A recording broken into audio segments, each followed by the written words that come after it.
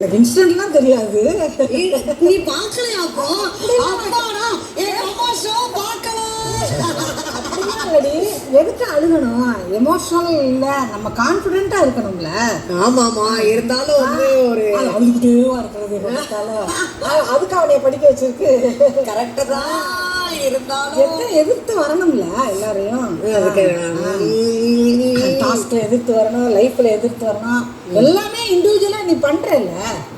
பண்றதுனா அதுல சோர்வு வரும். இந்த மாதிரி